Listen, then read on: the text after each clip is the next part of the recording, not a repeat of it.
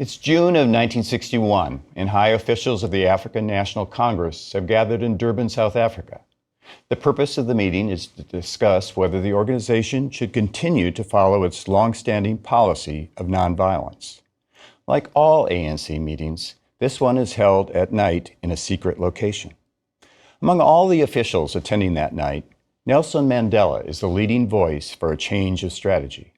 While many in the ANC consider nonviolence to be an inviolate principle, Mandela believes precisely the opposite. As he would later write in his autobiography, Long Walk to Freedom, Mandela feels that nonviolence is a tactic that should be abandoned when it no longer works. In his opinion, nonviolence is not working. The ANC is getting nowhere in its fight against apartheid. Mandela thinks it is not only wrong, but immoral to subject ANC members to armed attacks by the state without offering them any alternative. The attacks of the wild beasts cannot be averted with only bare hands, Mandela contends. It is time, he says, to save lives by attacking the symbols of state oppression. Not everyone agrees with Mandela. The most significant figure in the ANC at the time is Albert Luthuli. And for him, nonviolence is not just a tactic.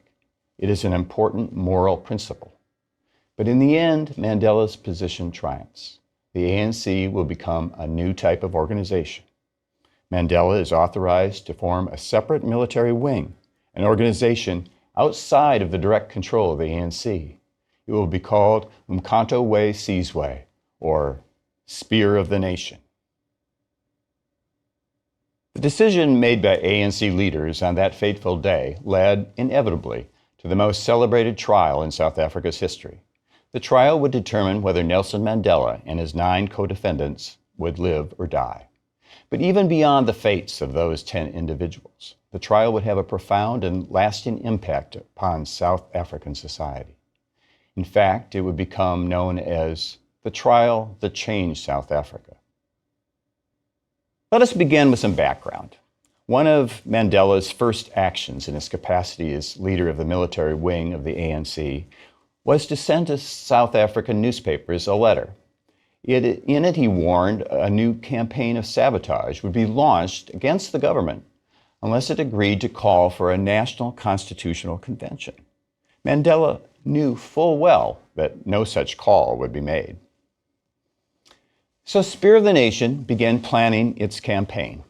The first strike occurred in December 1961, when saboteurs lit explosives and blew up an electricity substation. Over the next 18 months, dozens of other attacks of sabotage followed, including attacks on government buildings. If one believes the government's account, militants committed 235 separate acts of sabotage. Mandela spent most of the early months of the sabotage campaign in an ANC safe house, where he went by the name of David. When he left the safe house, it was usually at night and in disguise. The safe house was a farmhouse in the northern suburbs of Johannesburg. The road leading to the farmhouse began near a bend in the road marked with a sign bearing the name Rivonia. For South Africans, Rivonia became far more than the name on a road sign. It became the name for both the ANC safe house and the trial of ANC militants that captured the world's attention. Mandela used his time at Rivonia to shape strategy and plan a possible future guerrilla war against the South African government.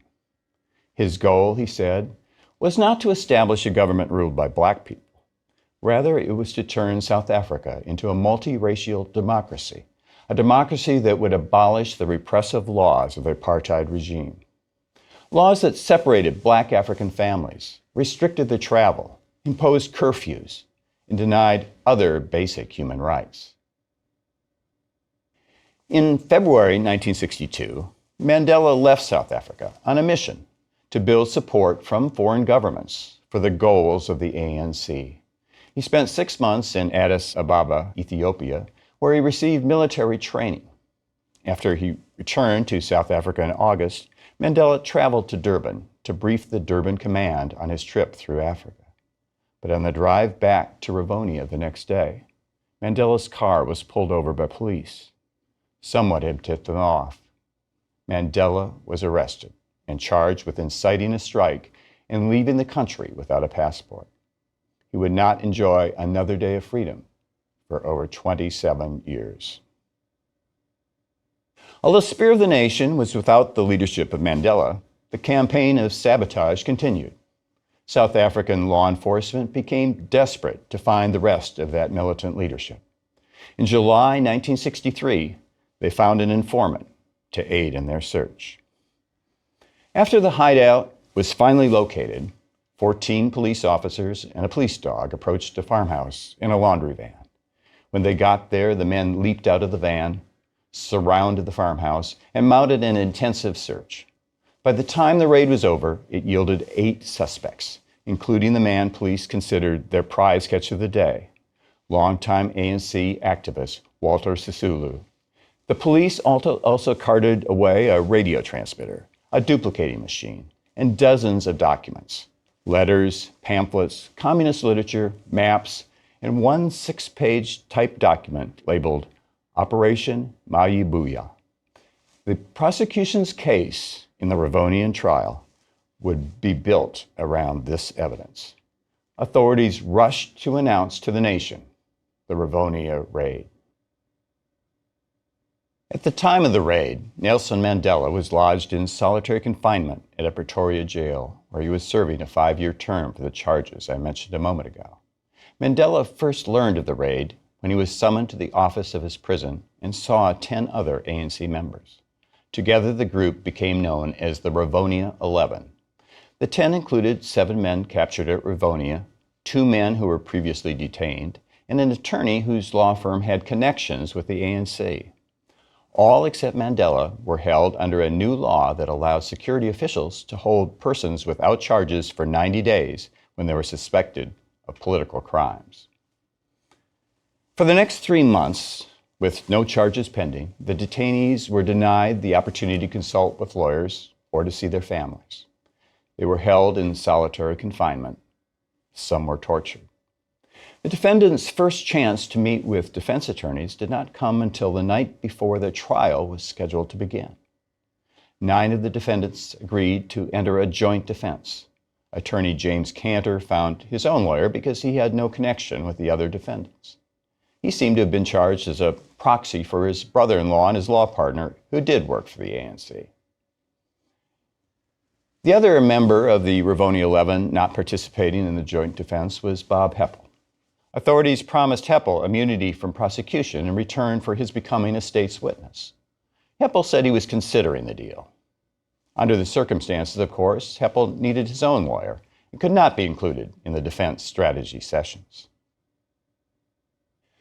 The next day, at the Palace of Justice in Pretoria, in a segregated courtroom, Prosecutor Percy Uter called the case of the state versus the National High Command and others.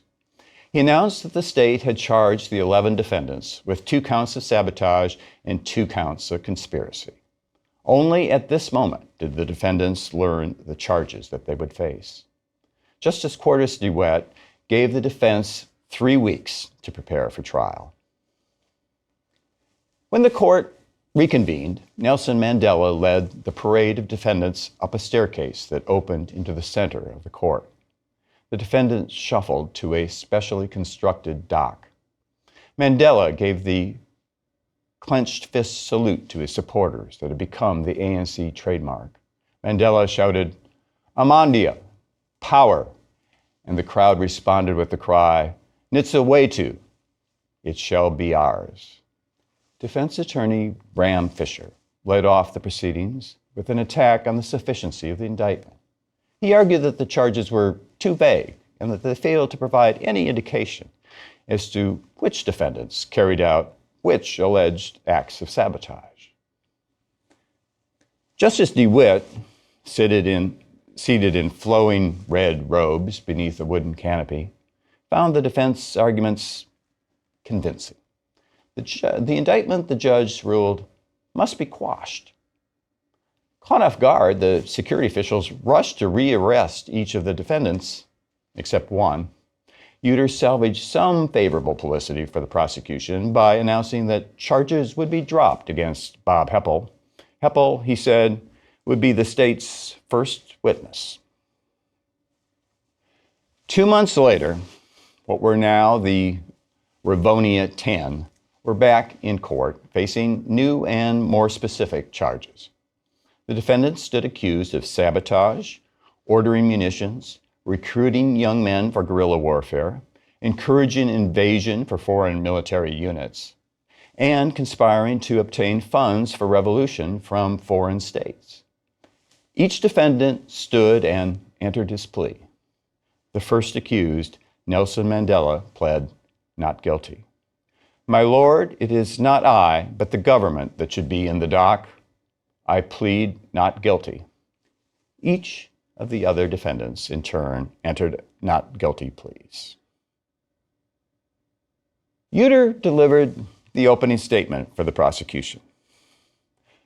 The accused deliberately and maliciously plotted and engineered the commission of acts of violence and destruction throughout the country. Their combined operations were planned to lead to confusion, violent insurrection, and rebellion, followed by an armed invasion of the country by military units of foreign powers. In the midst of the resulting chaos, turmoil, and disorder, it was planned by the accused to set up a provisional revolutionary government to take over the administration and control of this country. Listening to Uter's address, defense attorneys were somber. As attorney Joel Jaffe recounts in his book, The State versus Nelson Mandela, the trial that changed South Africa, they realized that, quote, for most of the accused, the only possible verdict was guilty. The case was, therefore, as far as we were concerned, a battle to prevent the death penalty from being carried out. The defendants had additional goals. Many of them saw the trial as their first and last opportunity to explain to the nation why they felt compelled to do what they did for the sake of South Africa's oppressed people. The first prosecution witness would not be, as earlier promised by prosecutors, Bob Heppel. Heppel fled the country.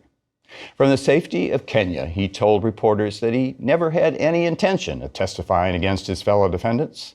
He was just looking for an escape opportunity, and he got one. Instead, the star witness for the prosecution was Bruno Matola, known in court only as Mr. X. Matola was a former Spear of the Nation saboteur.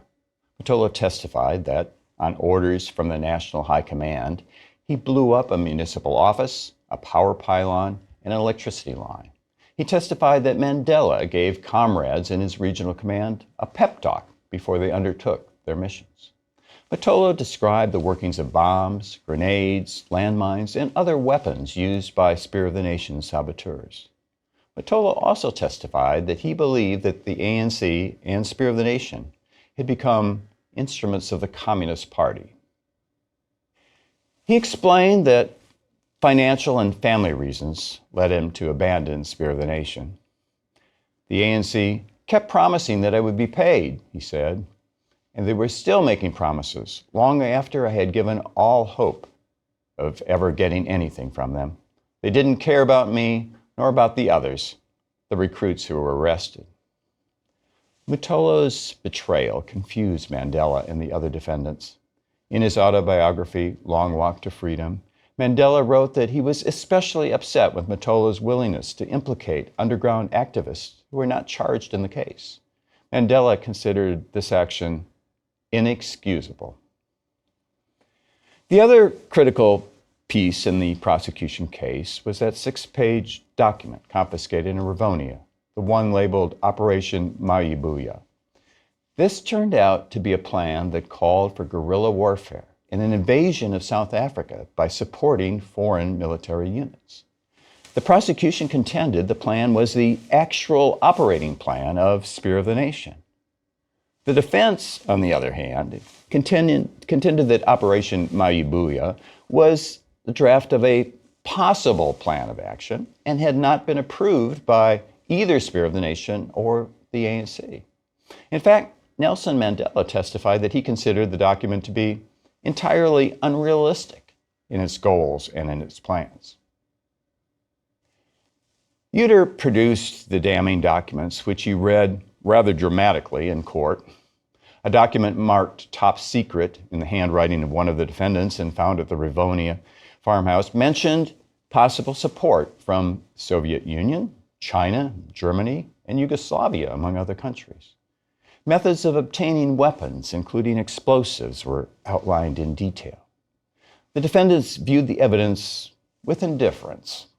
They readily admitted they talked openly about sabotage and the armed struggle for racial justice.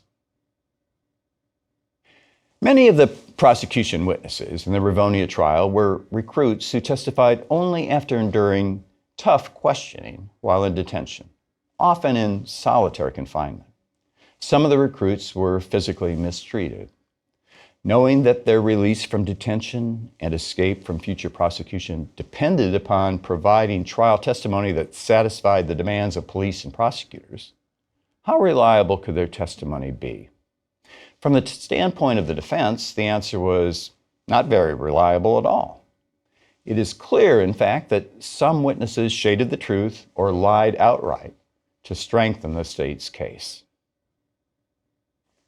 For some defendants, including Nelson Mandela, the prosecution's evidence of guilt was very strong. For other defendants, the evidence of guilt was less compelling, but likely still to be sufficient for a conviction under the political circumstances of the trial. And for yet other defendants, the prosecution's cases ranged from weak to virtually non-existent. One defendant was implicated in the conspiracy only by a single witness who claimed that the defendant drafted a couple of pamphlets and taped a broadcast for ANC radio. The only evidence against another defendant came from a witness who said he saw him erect a radio antenna on the roof of the safe house. And for James Cantor, the most incriminating evidence, if it could be called that at all, was that his law office might have been used by other persons in a manner that violated communications bans. After the state rested its case, defense attorney Bram Fisher delivered his opening statement. Fisher admitted that 7 of the 10 defendants were members of the Spear of the Nation, but denied that the High Command made a decision to embark on a course of guerrilla warfare. Operation Mayubuya, Fisher said, had not been adopted and would not have been adopted, while there was some chance of having their objectives achieved by the combination of mass political struggle and sabotage. Fisher finished his address with an announcement. The defense case would commence with a statement from the dock by Nelson Mandela. Mandela's decision to deliver a statement to open the case is interesting. An opening statement is not subject to cross-examination, and so it is given little weight by a judge. Mandela chose to deliver a statement rather than testify because, in his words, he did not want to be limited to the question-answer format. He simply wanted a chance to explain, in his own way, why he and others found it necessary to undertake a campaign of sabotage against the South African government. The defense team agreed to the arrangement because they recognized that the usual form of testimony would have caused Mandela's arguments to lose power, as they come out as a jumble of bits and pieces. The defense team worried, however, because the speech Mandela planned to give was unapologetic. His attorney thought the speech might earn him the death penalty.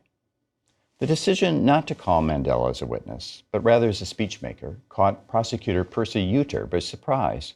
He jumped up from the prosecutor's table to cry, my lord, I think you should warn the accused that what he says from the dock has far less weight than if he submitted himself to cross-examination."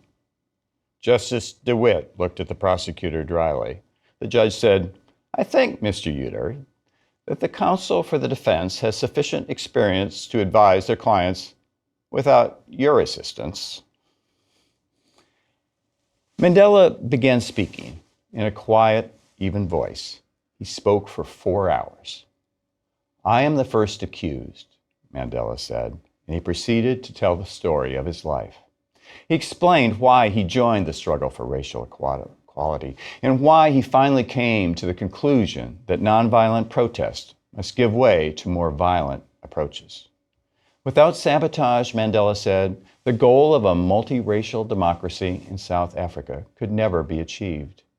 In his words, at the beginning of June 1961, after a long and anxious assessment of the South African situation, I and some colleagues came to the conclusion that as violence in this country was inevitable, it would be unrealistic and wrong for African leaders to continue preaching peace and nonviolence at a time when the government met our peaceful demands with force. This conclusion was not easily arrived at. It was only when all else had failed, when all channels of peaceful protest had been barred to us, that the decision was made to embark on violent forms of political struggle. Mandela concluded his speech by announcing he was ready to make the ultimate sacrifice for his cause. During my lifetime, I have dedicated myself to this struggle of the African people. I have fought against white domination, and I have fought against black domination. I have cherished the ideal of a democratic and free society in which all persons live together in harmony and with equal opportunities. It is an ideal which I hope to live for and to achieve. But if needs be, it is an ideal for which I am prepared to die.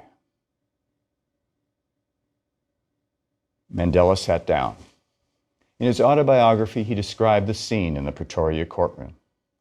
The silence seemed to stretch for many minutes, but in fact, it lasted probably no more than 30 seconds.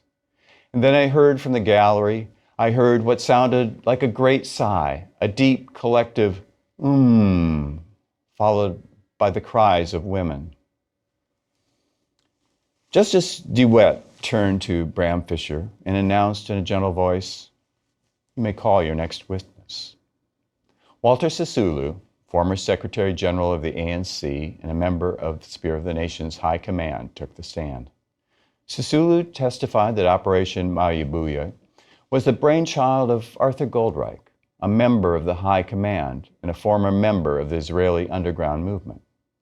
Sisulu said that the plan had not been adopted, in part because more time was needed to condition the masses. He testified that he agreed sabotage was necessary, but insisted the choice of targets makes the position perfectly clear that the intention was not to injure anybody at all. The judge pressed him on this point. He asked Sisulu what he had to say about the death of a passerby killed when a bomb exploded at a post office. Sisulu conceded that accidents could happen. The loss of any life is unfortunate. Spear of the Nation tries to take precautions, he said, but sometimes there are unexpected consequences. In 5 days of cross-examination, Prosecutor Uter tried to link ANC and Spear of the Nation to the Communist Party and pushed Sisulu to identify others who played key roles in the underground organizations. Despite warnings from the bench, Sisulu refused to name names. In all, 7 defendants took the stand. For several defendants for whom conviction was all but certain, their time on the stand was an opportunity to explain to the nation why they did what they did. Elias Motsoaledi's brief statement provided one of the more moving moments of the trial. He ended his remarks with these words, "What I did brought me no personal gain. What I did for my people, and because I thought it was the only way left to help my people. That is all I have to say." But he did have one more thing to say. Looking at the judge, Motsoaledi said, "In addition, my lord, I want to say that I was assaulted by the security branch in an attempt to make me make a statement." For the defendants for whom conviction was in some doubt, their testimony gave them a chance to rebut whatever weak evidence the prosecution had presented that had tied them in some way to the sabotage or to the conspiracy charges. Some did better than others. Rusty Bernstein, the defendant who the witness claimed had been erecting an antenna on the safe house, gave clear, concise answers in a polite and unruffled manner while conceding nothing. His testimony spared him the fate of the other defendants. Before closing arguments, Justice DeWitt dismissed charges against James Cantor. He recognized the case against Cantor was virtually non-existent. He seemed to have been charged mainly as a means of intimidating progressive lawyers. In his closing argument for the state, prosecutors said, "I make bold to say that every particular allegation in the indictment has been proved. On the evidence, it is clear that without the action of the police, South Africa might have found itself in a bloody civil war." 3 weeks later, Justice DeWitt announced his verdict. Only Rusty Bernstein was acquitted. One defendant was found guilty on just one of the 4 counts. The other defendants, guilty on all counts. Justice DeWitt informed the crowd in the courtroom that he would deal with sentencing the next morning. In his 72-page summary of the evidence with findings, Justice DeWitt concluded that, beyond doubt, Nelson Mandela had been the leading spirit behind the creation of Spear of the Nation, and that Operation Mayibuya comprised a detailed plan for waging guerrilla war intended to culminate in full-scale revolt against the government of South Africa. There was still one moment of drama left before sentencing. The defense asked to present testimony in mitigation of sentence from Alan Paton, author of the best-selling book, Cry the Beloved Country. Paton, a respected white member of South Africa's moribund Liberal Party, commanded a huge following in both South Africa and the world as a whole. Paton told the court that he felt a sense of duty to speak out because I love my country and because that sparing the defendants' lives is very important to our future. Paton did not apologize for what the defendants did, but he called them men of courage with a deep devotion to their people. They had no choice, he said, but to bow their heads and submit or to resist by force. At times during Paton's testimony, Justice DeWitt seemed barely to be listening. His mind was already made up. For weeks, international pressure to spare the defendants' lives in the form of UN resolutions, protests, and secret diplomatic communications had been building. Justice DeWitt asked the defendants to rise. Then he pronounced sentence. "I have chosen not to impose the supreme penalty," the judge said. "To do so would normally be the proper penalty for the crime, but there is South Africa's future in the world to consider. The sentence in the case of all the accused will be one of life imprisonment." Nelson Mandela and the other defendants, who had all decided that they would not appeal if sentenced to death, broke into smiles. They would live. Mandela gave a thumbs-up sign to his supporters. Minutes later, the defendants were hustled into a van. As they drove off to what for each would be more than 2 decades of imprisonment, supporters in the streets outside the courthouse shouted joyously. Mandela answered by sticking his clenched fist through the bars of the van's window. Nelson Mandela spent the next 18 years in a prison on Robben Island just off Cape Town. He worked in a lime quarry. He was allowed 1 letter and 1 visitor every 6 months. In 1982, authorities transferred Mandela and 4 other Rivonia defendants to a prison in suburban Cape Town. But the winds of change began to sweep South Africa in 1985, and the first of the Rivonia defendants was released from prison. President B.W. Botha offered Mandela a deal: renounce violence and be freed. Mandela refused the offer. Only free men can negotiate. A prisoner cannot enter into contracts. In November of 1985, the governing National Party decided to enter into secret negotiations with Mandela for what it hoped would be an eventual transition to a multiracial government. By the late 1980s, only Mandela remained in prison, while secret negotiations for his release continued. In February 1990, President F.W. de Klerk made the announcement that the world was waiting for. Nelson Mandela would be freed. The next year, Mandela was elected president of the ANC. In April 1994, South Africans of all races went to the polls. the ANC won 62% of the vote. On May 10, 1994, Nelson Mandela took the oath of office to become the first Black president of South Africa. We can wonder how the history of South Africa might have been different had Mandela been sentenced to death, as he might well have been. It is hard to imagine any leader emerging in his place with half his grace, his willingness to forgive, or his power to inspire. The world would have been a poorer place.